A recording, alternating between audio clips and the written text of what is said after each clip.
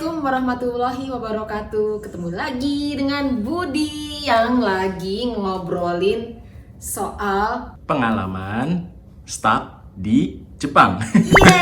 itu dia. Kenapa sampai hampir 3 bulan kami di sana. 3 bulan ya. Tepatnya itu Dari bulan apa rencana sih? 10 hari. Pertama tuh bulan apa sih, Budi? November berangkat. Iya. Akhirnya berhasil sampai ke Jakarta lagi November, Desember, Januari, Februari awal. Februari awal. Jadi masih baru banget kemarin ya. Gitu. Nah, kalau dilanjutin kemarin tuh gimana sih, Budi? Kan di sebelumnya Budi cerita soal yang dedinya terbangun marah-marah. Iya. Oke. Gimana tuh? Jadi di hari kelima, alhamdulillah kami boleh nengok. Saya tegang sekali. Ayah seperti apa yang saya akan temui, gitu kan? Kata dokter nanti nggak bisa lumpuh, tidak bisa bicara, tidak bisa ini bisa bersuara gitu. Jadi bisa bersuara. Tapi katanya banyak yang nggak bisanya itu. Jadi waktu itu saya ketemu. Saya diantar oleh pihak rumah sakit. Kami hanya boleh bertiga saat itu. Jadi memang suami saya sudah kembali ke Indonesia karena tugasnya tidak bisa ditunda. Jadi harus kembali. Jadi saya hanya berdua dengan ibu saya di Jepang plus anak saya yang memang kerja di Jepang. Jadi kami memang bertiga ketemu. Ayah saya mengenali saya. Terus marah, dia bilang, kalian ini kemana aja? Ini ya enaknya sih ngomongnya begini, karena kalau waktu bicara itu yang gini nih.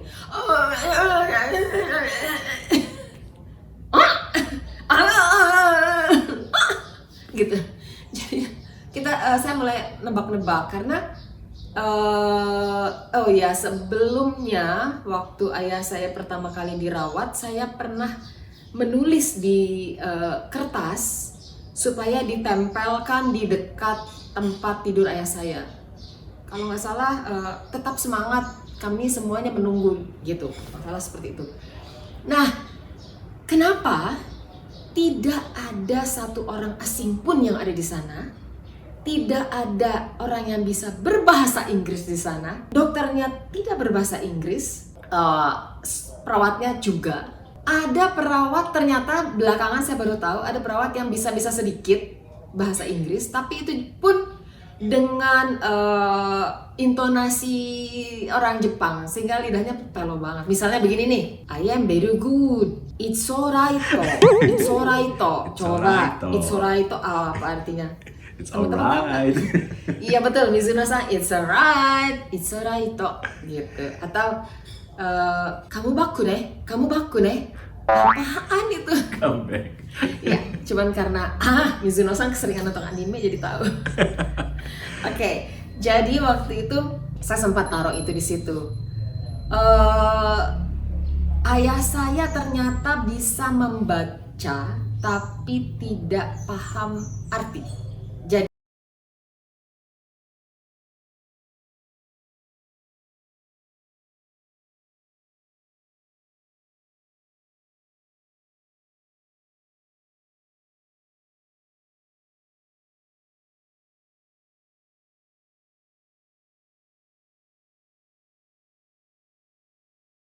huruf-huruf aja. Jadi ada deretan huruf-huruf tanpa arti, semuanya huruf tapi benar hurufnya, nggak gemeteran gitu. Jadi memang ayah saya hurufnya tulisannya bagus. Jadi huruf-huruf tanpa arti, satu yang bermakna. Ada nama saya di situ tidak salah, Diana ada di situ, Diana, terus X Z M K L Q R dan lain-lain seperti itu. Oh, rupanya kognitifnya belum jalan. Ayah seperti apa nih? Jadi waktu kami bilang assalamualaikum, dia marah mukanya. Waduh, marah gitu ya, marah. Terus intinya begini. Dan dia tanya, ini di mana, sedang apa, kenapa dia ada di sini, dan kenapa semuanya diikat, kenapa orang-orang kurang ajar dan mau menyiksa dia.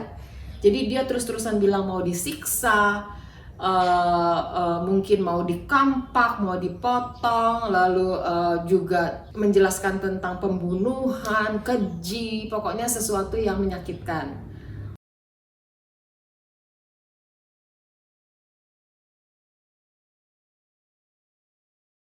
Ayah saya bilang saya datang terlalu lama dan ayah saya bilang tolong bawa saya keluar dari tempat ini. Ini tempat apa? Terus kami menjelaskan, akhirnya yang 15 menit itu menjadi 1 jam. Karena apa? Perawat-perawat di sana kesulitan karena ayah saya tuh sedang begini tuh, saat ini dia sedang gini nih. Dibungkus, ada sesuatu yang dibungkus pakai handuk. Dia panggil ibu saya begini, kamu kesini. Ini adalah bekal hidup untukmu. Seandainya saya mati, ini ada bekal hidup, tolong dipegang baik-baik. Ini bisa hidup untuk beberapa tahun.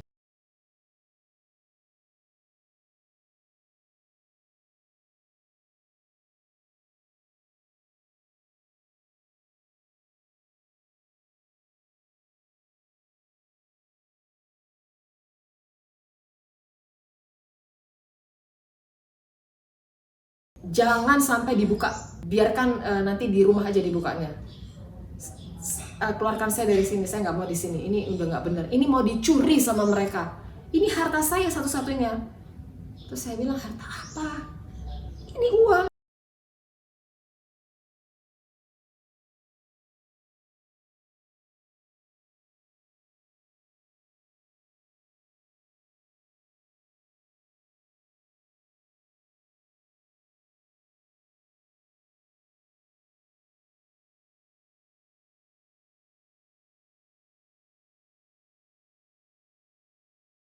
Motor itu udah dijadikan satu, udah diserahkan kepada saya, jadi saya udah pegang semuanya. Terus kata ayah saya, enggak, semuanya ada di sini. Ini surat-surat berharga, surat-surat rumah, tanah, apa gitu kan.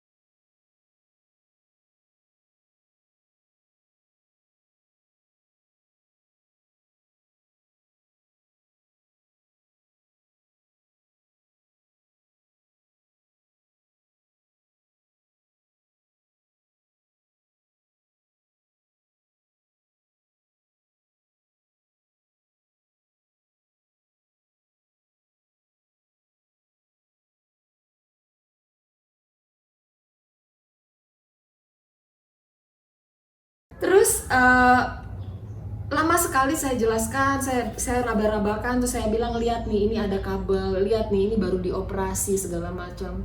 Terus ayah saya mulai bilang, operasi apa segala macam. Terus saya harus bisa menjelaskan yang paling mudah kan. Akhirnya saya bilang begini, wasir, saya bilang gitu. Karena apa? Ayah saya alhamdulillah sejauh ini tidak pernah sakit, tidak ada diabetes, tidak ada kolesterol, tidak ada apa-apa sama sekali, itu nggak ada. Jadi satu-satunya yang beliau derita itu cuma wasir. Saya cuma ingat wasir. Ambeien, ini operasi ambeien. Jadi ambeiennya itu parah banget. Jadi itu harus begini. Jadi makanya harus diikat. Wah, saya udah ngarang habis di situ. Baru ayah saya bilang, oh gitu. Iya, soalnya bahaya, pecah loh ambeiennya. Ini dan itu yang saya bikin yang dramatis. Sampai ayah saya bilang, oke, kalau gitu ini bukan uang ya, bukan, ini darah. Akhirnya perawat langsung mengeluarkannya di depan situ juga, blok itu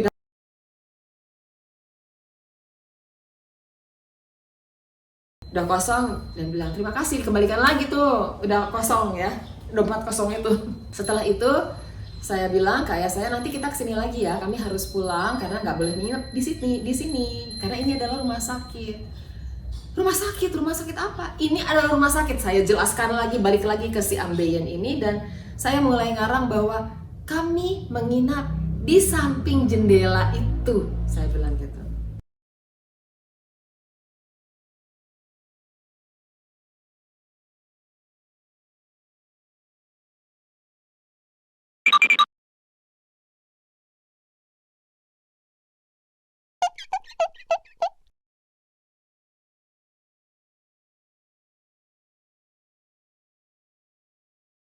Tiga hari kemudian, jadi setelah hari kelima, jadi hari ke-8.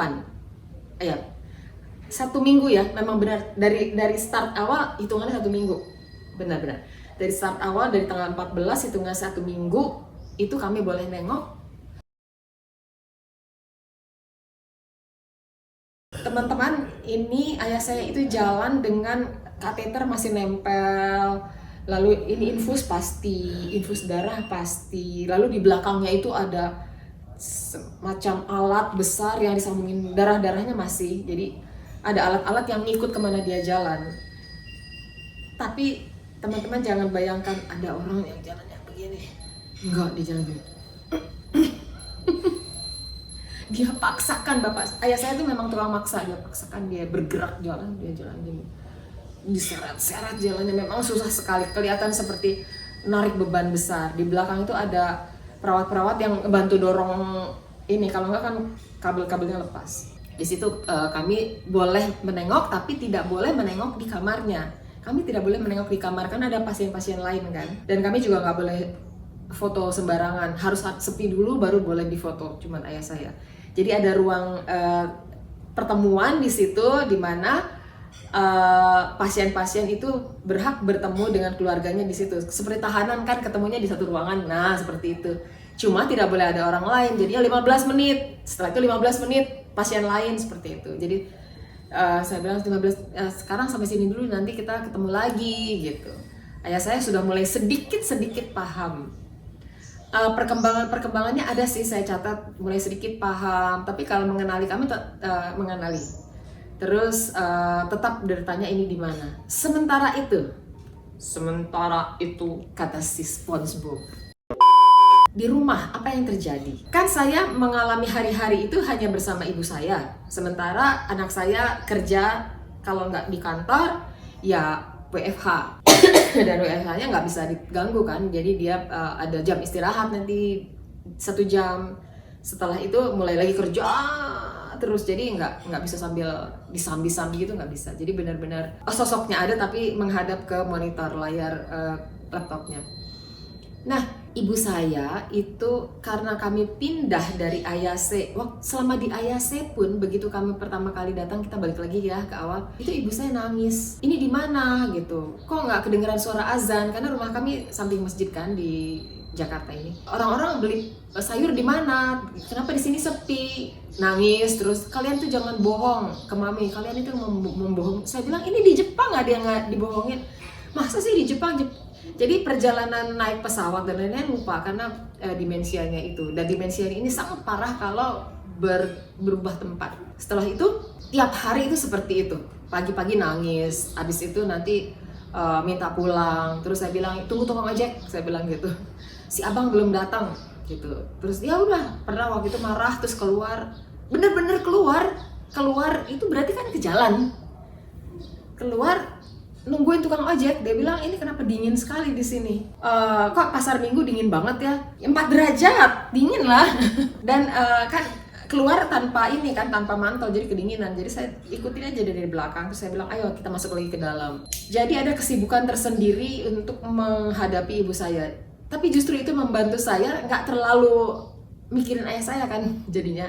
Karena ibu saya yang di depan mata seperti itu. Jadi apapun yang dilakukannya itu harus kami perhatikan karena sering membahayakan dirinya. Misalnya tiba-tiba nyalain gas, dia bilang ini kan mesti nyalain gas, ini kan mesti masak air, masak nasi segala macam. Jadi karena ibu saya masih yang tradisional, masak nasi liwet, rebus air masih seperti itu. Jadinya dia bilang masa di sini saya nggak ngapa-ngapain gitu. Terus abis itu ayo kita ini naik angkot lah segala macam. Akhirnya saya ajak jalan ibu saya ke pasar terdekat atau apa. Nah itu saya pikir saya berdua, saya bilang oh begini ya kalau misalnya berdua sama ibu saya cuman berdua, beliau bicara apa saya bicara apa gitu.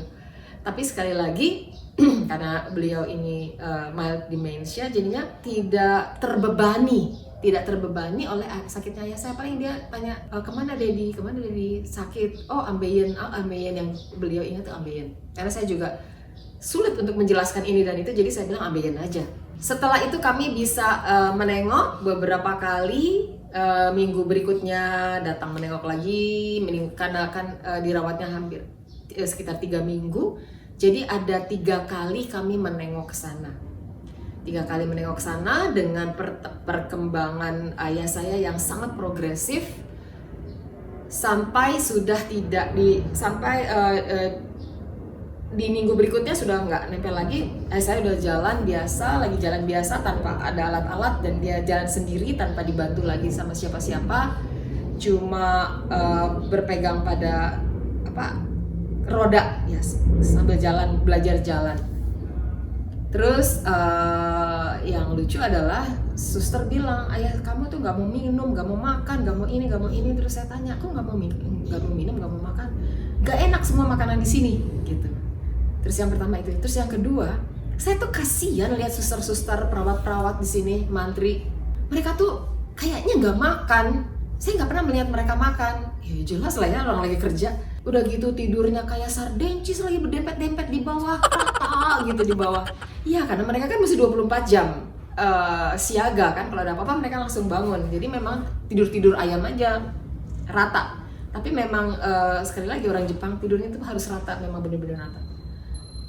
Jadi ada apa-apa mereka langsung otomatis bangun. Terus apalagi waktu itu Dedi dikasih pisang.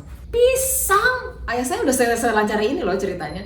Pisang itu dipotong kecil-kecil. Ya ilah, di Jakarta itu pisang sangat-sangat murah, bisa bersisir-sisir. Itu ya ampun, pisang udah gitu cuma sedikit. Akhirnya Dedi nggak makan deh tuh pisang. Kayaknya mereka nggak pernah makan pisang deh. Jadi gimana? Ya udah, makanan-makanan itu Dedi nggak sentuh sama.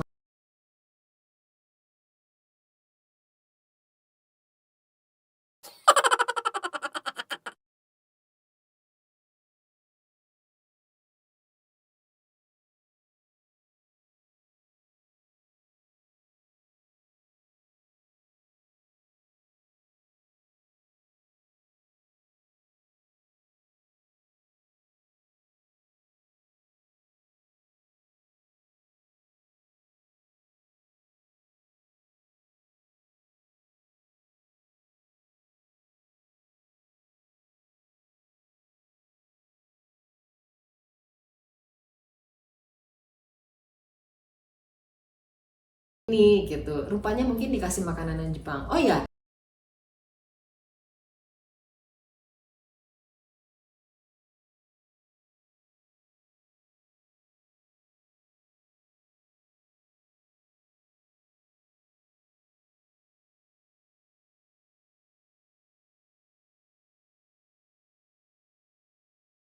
setelah itu perkembangannya memang cukup signifikan. Setelah minggu ketiga akhirnya ayah saya boleh pulang.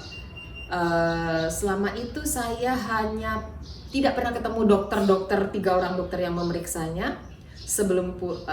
Pernah dari jauh, dia cuma senyum aja, udah selesai gitu aja, nggak ngomong apa-apa. Saya mau nanya kan, padahal saya mau nanya ini dan itu kan, nggak ada. Kalau saya tanya ke suster, perawat itu bilang, oh saya tidak berhak menjawab, itu bukan bagian saya. Yang bagian mana gitu saya mau nanya. Jadi semuanya itu sudah tertulis, harus perlakuan pasien segala macam itu udah tertulis semuanya. Tertulis itu kan bahasa Jepang, Bu. Setelah itu yang terakhir ketemu serah terima pasien. Lalu dokter itu bilang, selamat ya, ayah Anda itu bisa berhasil sembuh. Oh iya, terima kasih dokter. Saya ada pertanyaan, mau nanya apa lagi? Saya nggak ada waktu. Nggak ada waktu. Sebentar dia saya nanya, sebentar aja saya bilang gitu. Saya mau operasi lagi ini. Ya sebentar aja. Di sini tuh orang-orang tuh semua sibuk, memang sibuk banget. Siapa yang mengoperasi ayah saya? Kami bertiga. Oh terima kasih. Iya, dia bilang gitu. Ayah saya ada larangan? Nggak ada larangan, makan apa saja terserah. Hidup sehat ya. Semua sudah dijelaskan di sini, diagnosanya di sini. Nanti sampaikan ke dokternya ini. Diagnosanya ada di setengah halaman A4. Jadi apa yang terjadi? Saya nggak bisa ngomong apa-apa, jadinya wow gitu aja. Tapi saya yang ingat dia sempetin ngomong begini. Gini ya, sebenarnya tadinya males nanganin ayah Anda itu. Udah terlalu tua lagi pula, 95 kan. Ya bersyukur aja, selamat. Udah aja. Selesai, bye, keluar. Jadi kalau di Jepang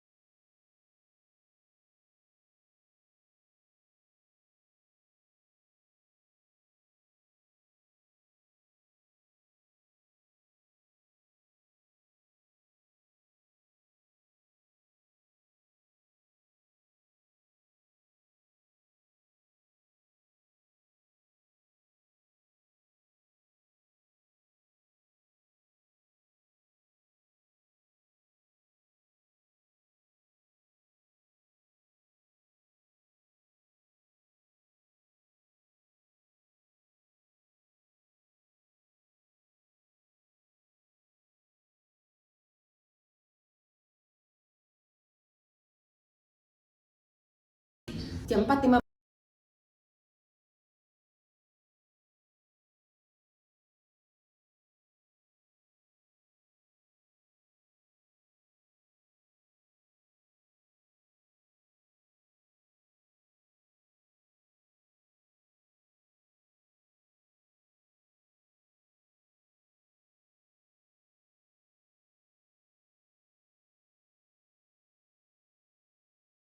Di situ saya mulai stres lagi, aduh gimana ya.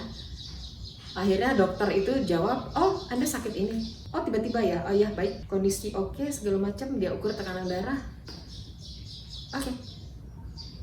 Terus dia diem. Jadi harus apa? Ayah saya minum obat aja yang udah dikasih.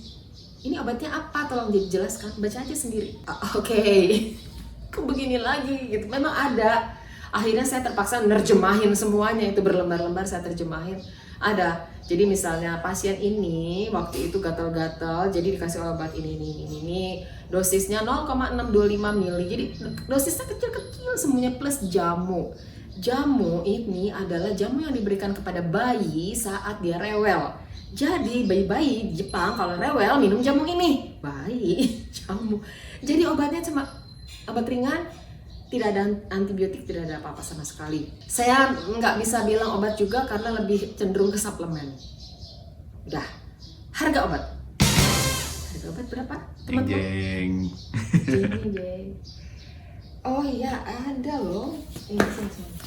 Jeng. Harga obat. Wah, semua nota pembeliannya ya Budi. Iya. Karena mesti ditunjukin juga kan ke dokter di sini obat apa yang didapat segala macam. Ternyata yang diberikan adalah obat generik. Oh, generik. Semuanya generik. Ada beberapa macam. Obatnya itu harganya satunya. Obatnya harganya 10 yen satunya. Murah sekali. 10 yen itu berarti 1.000 rupiah. Iya. Generik banget ya. Sama tuh. Jadi harga obatnya itu antara 17 yen sampai 10 yen. Antara 1.700